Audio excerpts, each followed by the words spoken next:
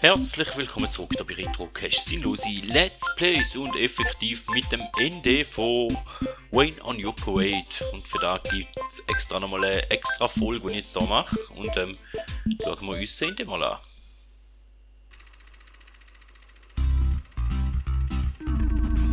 Und so wurde die Stadt Seattle gerettet und die Menschen brachen in Jubel aus.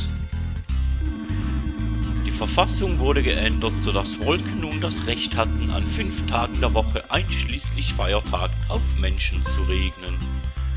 Außerdem bekamen alle Highspeed-Internet, was zwar nichts mit Wölkchen zu tun hat, aber trotzdem ziemlich cool war. Wölkchen fand unterwegs viele neue Freunde und ein neues Zuhause. Aber wer weiß schon, in welches Abenteuer unser schelmisches kleines Wölkchen als nächstes gerät.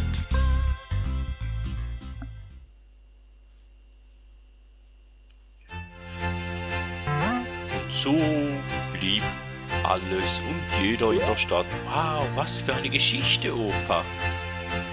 Aber ich habe das Gefühl, dass Wölkchen noch was zu erledigen hat. Vielleicht. Aber die Geschichte hebe ich mir für ein anderes Mal auf. Aber kein Aber. Es ist Zeit, dich einzukuscheln, das Licht auszumachen und die Abschiedsnachrichten. Menno, na gut.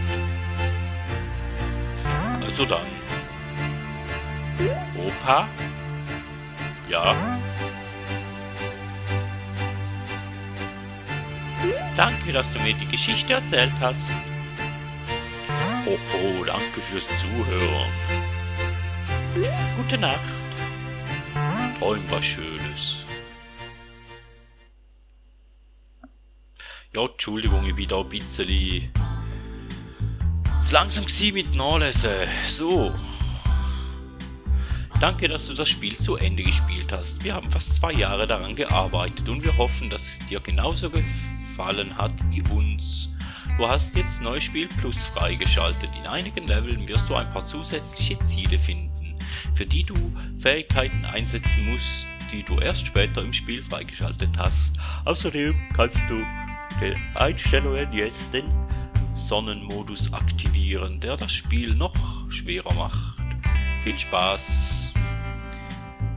Jakub Katstalski im Namen des ganzen Teams und Unbound Creations.